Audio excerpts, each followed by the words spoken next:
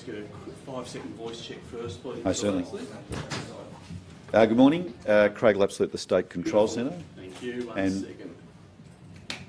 Have you done? Yeah, I'm good. Thank you. Thanks, Mr. Lapsley. All right. Craig Lapsley at the State Control Centre with Deputy Commissioner Andrew Crisp and Deputy Chief Officer Gary Cook. And this morning what we're aiming to do is give you an update on fires that have occurred overnight, and we've had significant fire operations in the southwestern part of the state. We'll go through that in operational sense with Gary, and Andrew will be able to give us the latest on road closures and the issue of today about accessibility, and then we'll wrap up what the rest of the state is going to offer today. So, Gary. Thanks, Commissioner. Good morning. So, significant fires in the southwest of Victoria overnight.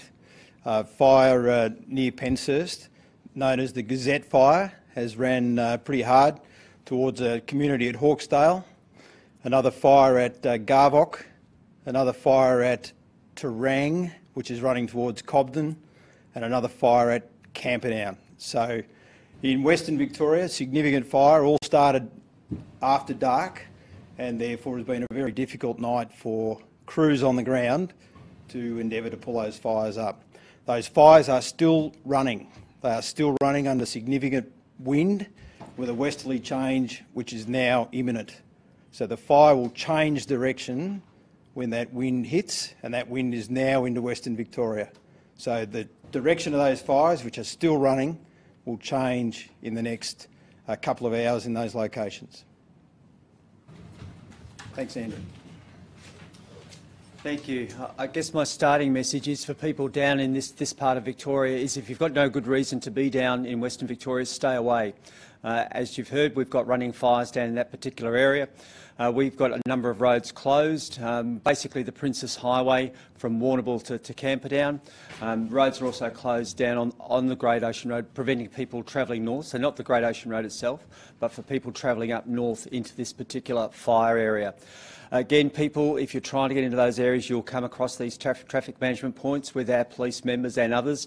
Please be patient. They've got a job to do, as you can understand. First and foremost, we're about saving lives, and we don't want people going into the fire area. A number of relief centres have been set up overnight, so we've got 5 of those. They're in Colac, Camperdown, Cobden, Warrnambool and Port Campbell. So again, warnings have been going out. Those warnings, it will mention where a relief centre is, so pay heed in relation to the relief centres. Get out early if you need to. So again, the messaging, stay away from this particular part of Victoria, Western Victoria. We know there's been a lot of things happening over the weekend, but stay away. Please be patient, and it's so important to stay safe on the roads. Thank you. All right, so today obviously we've got these fires running in southwestern Victoria. The Gazette Penshurst fire is now in the thousands of hectares in size, and obviously with the wind change will progress further this morning. The fires at Garvock and Terang, 2 fires, when the wind change goes through, those fires will join together to be one fire, and that will be in the thousands of hectares burnt already, and after the wind change many more will be burnt. The Camperdown fire is a smaller fire and has got 2 water areas around it, which is restricting the extent of the fire, which is a good thing. The message today, though, is not just to southwest Victoria. We will see wind speeds and temperatures in and around Mortlake, all the way to Geelong and Werribee, in the open grasslands to be this significant area. That is under total fire band. It's got severe fire danger rating. And we will see potentially more fire in the landscape today. It's a message for Victorians. Although it's a cooler day today, the wind will be very strong all morning and reaching into the afternoon. So there's a very clear message to Victorians that fire is back at the forefront.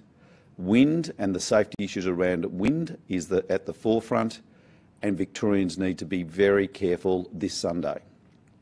From that, those that have had fires around them in southwestern Victoria, we indicated yesterday that the winds would be strong through the night. We also were very clear to say that any fires that occurred in the night hours would be difficult to manage, and that has occurred. So the communities that have had fires around them have had a very, very difficult night. Fires at night are difficult for firefighters, difficult to run suppression We're unable to run aircraft over fires until daybreak. We've had a very difficult firefight overnight, and the firefighters on the ground have done an exceptional job. As Deputy Commissioner Crisp said, the relief centres are activated, and people have left their homes and have gone to relief centres.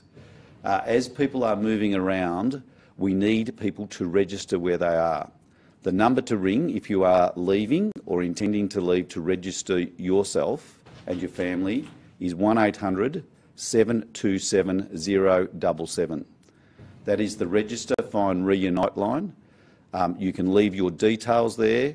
It's an important step to register if you're going to leave your place that we know and others can track you. It's a very important step to ring 1800 727 077. We might leave it there, but we've got major fires running. They will get larger in size before we get control of these. They will impact on further communities. The warnings on the Vic Emergency website and the app are up to date and will continue to be so. And people need to access the latest information so people are making good decisions about their safety. Questions? Commissioner, do you have any indication of homes lost overnight? At this stage, we know there has been buildings impacted, been reported from the ground, from our firefighters, and we've also had the police helicopter in the area that have reported buildings being impacted.